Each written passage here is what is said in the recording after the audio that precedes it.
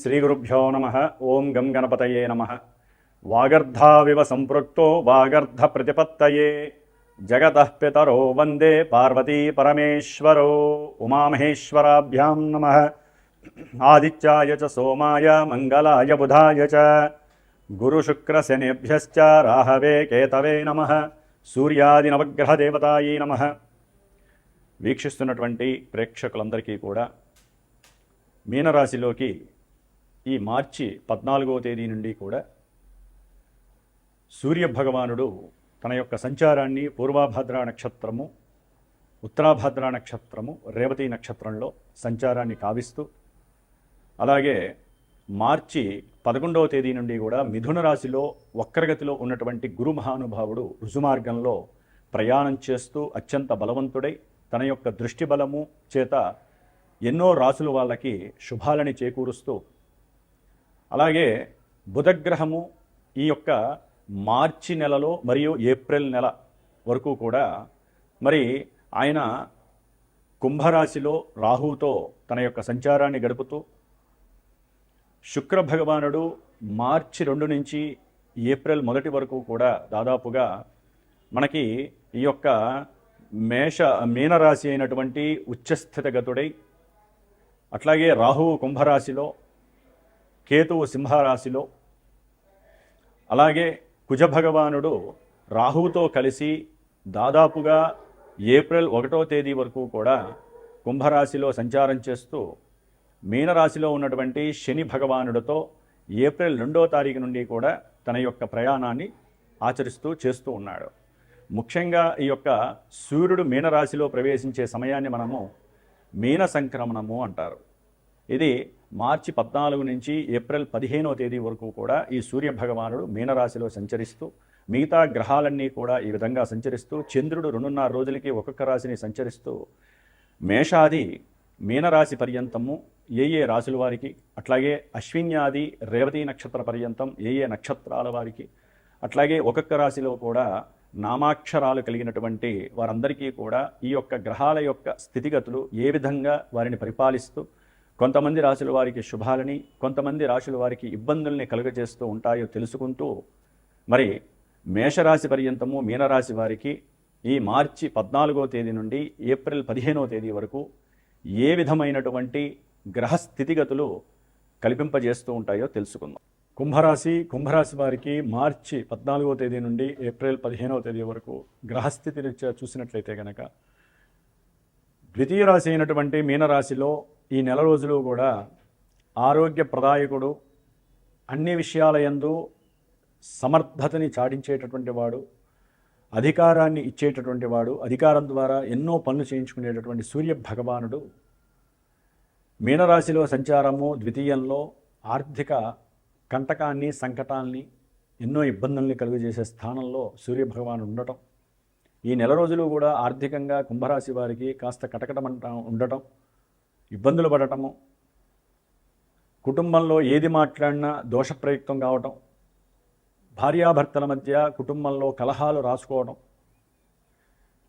అలాగే ఉద్యోగ విషయంలో అంటే ఉద్యోగపరంగా, వ్యాపారపరంగా, ఆర్థిక విషయాలలో సరైనటువంటి బ్యాలెన్సింగ్ నేచర్ లేక, అది ఉద్యోగంలో కావచ్చు, లేకపోతే భార్యాభర్తల మధ్య కావచ్చు, తండ్రితో కావచ్చు, పెద్ద పెద్ద అధికారులతో కావచ్చు, గవర్నమెంట్ వాళ్ళతో కావచ్చు, రాజకీయ నాయకులతో కావచ్చు, వీరితో మాట విభేదం కలిగి ఆర్థికంగా ధన నష్టం. అది పోలీస్ వ్యవస్థలతో ఏప్రిల్ 1 నుంచి ఏప్రిల్ 2 నుంచి కూడా పోలీస్ వ్యవస్థతో, రక్షణ రంగ మిలిటరీ వ్యవస్థతో కూడా మాట సరిగ్గా లేకపోవడం ద్వారా, సంభాషణ చతురత తెలియకపోవడం ద్వారా మాట జారటము, సంఘంలో వీరికి ఉన్నటువంటి కీర్తి ప్రతిష్టలు మొత్తం దెబ్బతినే పరిస్థితులు కుంభరాశి వారికి కలుగుతుంది. దాని ద్వారా కుంభరాశి వారికి ఆల్రెడీ రాహువు, కేతువు, జన్మరాశిలో రాహువు, సప్తమంలో కేతువు, మొన్నటిదాకా ఈ గ్రహాలన్నీ కూడా జన్మరాశిలో ఉండి నానా భీభత్సాన్ని చతుర్గ్రహ కూటమి సూచిస్తే, ఇప్పుడు కుటుంబ స్థానము ధనస్థానంలో సూచిస్తోంది. నేత్ర సంబంధిత సమస్యలు ఈ నెలాఖరు వరకు వీరిని ఇబ్బంది పెట్టే పరిస్థితులు ఉంటాయి. ధనపరంగా శుక్రుడు ఉచ్చస్థితిలో ఉండి మరి ఏ భూముల ద్వారానో, గృహం ద్వారానో, బంగారం ద్వారానో, వెండి ద్వారానో, భార్యాభర్తల్లో ఎవరో ఒకరు ఉద్యోగం చేయడం ద్వారానో, ఎవరో ఒకరి ద్వారా కాస్త ఆర్థికంగా లాభం జరుగుతూ ఉంటుంది. లేదా వీరికి ఉన్నటువంటి వేరే ఇంటర్నేషనల్ బిజినెస్ల ద్వారా ఇబ్బంది లేకుండా ధనం ఆపరేట్ అవుతూ ఉంటుంది. కానీ గవర్నమెంట్ ఇష్యూస్ వచ్చే అవకాశం ఉంటుంది. వీరు స్వయంకృత అపరాధాల వల్ల కూడా కొంత మీరు డబ్బుని కోల్పోయే పరిస్థితి ఉంటుంది. అది వ్యాపారంలో కావచ్చు, పెద్ద పెద్ద పారిశ్రామికవేత్తలు కావచ్చు, రాజకీయ నాయకులు కావచ్చు. వీరు సంపాదించే సొమ్ములో చాలా వరకు బ్లాక్ మనీ ఉందని చెప్పి బ్యాంక్ సీజ్ చేసే పరిస్థితులు, కొన్ని పారిశ్రామికవేత్తల యొక్క పరిశ్రమల్ని సీజ్ చేయటము, దాని ద్వారా వీరికి సహాయ సహకారాలు పెద్ద ఎత్తున కూడా అందకపోవటము, దాని ద్వారా పూర్తిగా ధన నష్టం కలగటము జరుగుతుంది. వాగ్బంధనం కలుగుతుంది వీళ్ళకి. అందుకని కొంచెం జాగ్రత్తగా మాట్లాడండి. మనకి ఇష్టమున్నా లేకపోయినా అవతల వాళ్ళతో అనుకూలంగా మాట్లాడితే పోయేది ఏమీ లేదు. చాలామంది తెలియక చేస్తున్నటువంటి పొరపాట్లు, బంధువులతో గొడవలు పెట్టుకుంటారు, బంధువుల గురించే మాట్లాడుకుంటారు. అది తల్లి కావచ్చు, తండ్రి కావచ్చు, అన్నదమ్ములు కావచ్చు, అక్క చెల్లెలు కావచ్చు. బయట వాళ్ళ గురించి మాట్లాడుకోవడం తక్కువ, అయిన వాళ్ళు రక్త సంబంధీకులు వాళ్ళ గురించి వాళ్ళు నెగిటివ్గా మాట్లాడుకుంటే ఏం సాధిస్తారో ఇప్పటికీ అర్థం కావట్లేదు. సమయం అంతా వృధా అయిపోతుంది. మళ్ళీ కలిసినప్పుడు మాత్రము నవ్వుకుంటారు. ఎందుకు నవ్వుకుంటారో తెలియదు, ఎందుకు మాట్లాడుకుంటారో తెలియదు. ఉంటే పూర్తిగా శత్రుత్వంగా ఉండాలి, కానీ అదొక దౌర్భాగ్యం. రక్త సంబంధీకులు, బంధువులు భగవంతుడు ఇచ్చిన వరాలుగా భావించాలి. ఇష్టం ఉన్నా లేకపోయినా హ్యాపీగా వెళ్ళి మాట్లాడుకోండి. గ్రహస్థితులు ప్రతికూలించినా సరే మన మనసులో నిర్ణయం గట్టిగా ఉంటే అవి కూడా మనల్ని ఏం చేయలేవండి. ఎందుకంటే మనసు మీద ప్రభావం చేసేవే గ్రహాలు. అవి గ్రహిస్తూ ఉంటాయి మన మనసుల్ని. అది మన మనసులో ఏదీ లేదు, అంతా హ్యాపీగా ఉన్నాం అనుకోండి, గ్రహాలు కూడా వాటి పని అవి చేసుకుంటే తప్ప మన దాకా రావు. వాటి గొడవలు పడటం, కొట్లాడటం, ధనాన్ని అధికంగా ఖర్చు పెట్టడం ఆఫ్ చేయండి 4 రోజులు అటు ఇటుగా. అట్లాగే వీరి యొక్క జన్మరాశిలోని బుధుడు ఉన్నాడు. సంతానపరంగా వీరికి కాస్త తలకాయ నొప్పులు ఎక్కువగా ఉంటాయి. ఈ సంతానం లేనిపోని వ్యవహారాల యందు తలదూర్చటము, లేనిపోని కొన్ని అవసరం లేనటువంటి దౌర్భాగ్యకరమైనటువంటి ఇష్యూస్లో వీరు కూడా పార్టిసిపేట్ చేయడం, ఏదైనా పంద్యాలు గాయటము, వాటిలో ధన నష్టం, లేకపోతే ఏదైనా ధన విషయంలో చేయకుండా పనులు చేసి పట్టుబడటము, దాని ద్వారా కూడా వీరికి లేనిపోని సమస్యలు. ప్రేమ వ్యవహారాల్లో కొంతమందికి కుంభరాశి వారికి చేదు అనుభవాలు ఎదురవటము, ప్రేమ వికటించటము, కొంతమందికి సంతాన గర్భ విచ్ఛిన్న దోషాలు కలగటము, నరాలకి సంబంధించినటువంటి వ్యాధులు తగ్గుతాయనుకుంటే కొంచెం ఉధృతం కావటము, ఇవన్నీ బుధగ్రహ రాహుగ్రహ మిశ్రమం వలన జరుగుతూ ఉంటాయి. అట్లాగే రాహుకేతువుల వలన భార్యాభర్తల మధ్య, ఉన్నతమైనటువంటి ఉద్యోగస్తుల మధ్య, లేకపోతే వ్యాపారాల మధ్య ఎన్నో సంఘర్షణ జరిగి సంఘటిత భావాలు దెబ్బతింటము, ఇబ్బందులు కలగడం జరుగుతుంది. కాలసర్పయోగ దోషము, ఏలినాడి శని దోషం వీళ్ళని చాలా ఇబ్బందులు పెడుతూ ఉంటాయి. దానికి తోడు ఇప్పుడు ఈ కుజుడు, రవి వీళ్ళందరూ కలిసి ఇంకా బీభత్సకరమైనటువంటి పరిస్థితి. ఒక్క గురుబలం మార్చి 11 నుంచి కూడా గురువు చక్కగా సక్రమమైనటువంటి రుజుమార్గపు డైరెక్ట్ మోషన్స్తో మరి కుంభరాశిని చూడటం వలన కొంతవరకు అనుకూలతలు కలగచ్చు. ఇందాక చెప్పిన వాటిలో కొంతవరకు వీళ్ళకి గురుబలం అనేటటువంటిది చాలా వరకు రక్షింపబడుతూ ఉంటుంది. భాగ్యం లభిస్తుంది, సంతానం కలుగుతుంది. నిర్ణయాలు మారినా సరే వీరంతటా వీరు మళ్ళీ ఆ నిర్ణయాల్ని నిర్ణయాలుగా చేసుకొని లాభపడేటటువంటి పరిస్థితులు కలగడానికి అవకాశాలు ఉన్నాయి. ఏదేమైనప్పటికీ కూడా పెట్టినటువంటి పెట్టుబడుల్లో కూడా వ్యాపారంలో చక్కటి లాభాలు, కుటుంబంలో గురుబలం వల్ల ఏంటంటే అండి ధనలాభము, కుటుంబంలో మీకంటూ మీ మాటకు విలువనివ్వటము, లేకపోతే కుటుంబాల్లో బంధువుల వల్ల కావచ్చు, అన్నదమ్ముల దగ్గర అన్నలు కావచ్చు, లేకపోతే స్నేహితులు కావచ్చు, కొత్తగా పరిచయమైన వాళ్ళ ద్వారా కావచ్చు, మీరు ప్రేమించిన వ్యక్తుల దగ్గర కావచ్చు, ఒక గురువు ద్వారా కానీ ఆప్యాయత, అభిమానము, ప్రేమ ఇవన్నీ కూడా రంగరింపబడి అందే అవకాశం గురుబలం ఒక్కటే కుంభరాశి వాళ్ళని కాపాడుతోంది. 3వ స్థానంలోకి ఈ నెలాఖరు తర్వాత శుక్ర భగవానుడు ఎంటర్ అవుతాడు. ఇక్కడ చదువుకునే విద్యార్థులు కొంచెం జాగ్రత్తగా ఉండాలి. చదువు యందు నిర్లక్ష్యం చేయకండి.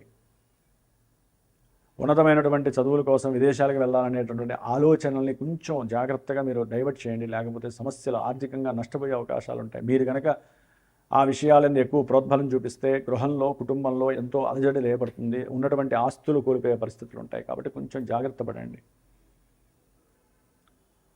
అట్లాగే తల్లిగారితో మాట్లాడేటప్పుడు కూడా ఈ కుంభరాశి వారు జాగ్రత్తగా మాట్లాడండి. తల్లిగారి యొక్క ఆరోగ్యాన్ని గమనిస్తూ ఉండండి. తండ్రి గారితో కూడా సంభాషణ చాలా ఆనందకరంగా ఉంటుంది. చాలా సహాయ సహకారాలు అంతే తండ్రి గారివి. ప్రయాణాలు ఎంతో ఎక్కువ అవుతుంది. ఊరినే చీటికి మాటికి దగ్గర ప్రయాణాలు, విందులు, వినోదాల్లో పాల్గొనే అవకాశాలు కలుగుతాయి. చక్కగా మృష్టాన్న భోజన ప్రాప్తి కలుగుతుంది. గురు శుక్రుల బలము చాలా చాలా అనుకూలంగా ఉంది. అయితే మీరు కొన్ని సందర్భాలలో ఇవన్నీ కూడా కొన్ని నెగిటివ్గా సంప్రాప్తించే పరిస్థితులు ఉంటాయి. ఎందుకంటే జన్మజాతకం చాలా విశేషప్రదమైనటువంటిది. మీరు పుట్టినటువంటి సమయంలో ఒక లగ్నం అనేది ఉంటుంది. అది చాలామందికి తెలియట్లేదు. మా రాశిది, మా నక్షత్రం ఇది, కాబట్టి మా జాతకం ఇది అనుకుంటున్నారు. జాతకం అంటే ఇది కాదు, ఇది గోచార జాతకం. జన్మజాతకం అనేటటువంటిది మనం పుట్టినప్పుడు ఆపరేట్ అవుతుందండి. ఇప్పుడు ఏం నడుస్తుంది, దశలు అంతర్దశలు అవి ఇక్కడ ఎక్కువగా ఆపరేట్ చేస్తూ ఉంటాయి. దశ, అంతర్దశ, విదశ, సూక్ష్మ ప్రాణదశలు. వీటిల్లో దశ అంతర్దశలు అయితే కనుక మోస్ట్ ఎఫెక్టివ్ మనకి అనుకూలతలు కలుగజేస్తూ ఉంటాయి, లేకపోతే ప్రతికూలతలు కలుగజేస్తాయి. ఒకడు ఎవరైనా జైలు పాలవ్వాలన్నా, ఒకడు ఎవరైనా కొట్టుకోవాలన్నా, లేదా ఎవరైనా ప్రేమించుకోవాలన్నా, పెళ్ళిళ్ళు కావాలన్నా, సంతానం కలగాలన్నా, సంతానం కలిగి ఇబ్బందులు కలగాలన్నా ప్రతిదీ కూడా జన్మజాతకమే నిర్ణయిస్తుంది. కాబట్టి జన్మజాతక రీత్యా ఎవరికైనా విశేషంగా తెలుసుకోవాలనుకున్న సంప్రదించండి పీఠానికి ఫోన్ చేసి. అట్లాగే ముఖ్యంగా ఈ యొక్క కుంభరాశి వారికి సర్పదోష ప్రభావము, కుజశనుల యొక్క కంజంక్షన్ ప్రభావము మొత్తం ఈ యొక్క దోషాన్ని నివృత్తి చేయడానికి మార్చి 2వ తేదీ నుండి మే 10వ తేదీ వరకు కూడా మరి మా పీఠంలో ఈ యొక్క గ్రహాలకి కుజ, రాహు, శని, కేతు గ్రహాలకి సంబంధించినటువంటి జపతపాదుల్ని చేస్తూ మార్చి 18 అమావాస్య రోజున ఎవరికైతే సంతానము, వివాహము కావాలనుకున్నారో, కుజదోషాలు, సర్పదోషాలు పోవాలనుకొని ఎవరైతే తాపత్రయపడుతున్నారో, ముఖ్యంగా పితృదోషాలు పోవాలనుకుంటున్నారో వారి కోసం సుబ్రహ్మణ్య పాశుపత రుద్రహోమము, అట్లాగే మే 10వ తేదీన విశేషంగా పవన సూక్త, మన్య సూక్త, హనుమత్ పాశుపత రుద్రహోమం జరుగుతోంది. కాబట్టి ఎవరైనా దీంట్లో పార్టిసిపేట్ చేయాలనుకుంటే తప్పకుండా పీఠానికి ఫోన్ చేయండి. మీకున్నటువంటి ఈవెంట్ సక్సెస్ చేసుకోవడానికి, మీకున్న బాధలు పోగొట్టుకోవడానికి చిన్న పరిష్కార మార్గం ఇది. సరే, జన్మజాతకంలో ఎవరికి తోచినటువంటి పరిహారాలు వాళ్ళు, లేకపోతే ఇప్పుడు గోచారంలో మటుకు హనుమాన్ చాలీసా చదవండి, సుబ్రహ్మణ్య భుజంగ స్తోత్రాన్ని, అష్టోత్రాన్ని చదవండి, మీ బాధలన్నీ కూడా పటావంచలేకపోతాయి. సర్వే జనా సుఖినో భవంతు. ఓం శ్రీ మాత్రే నమః.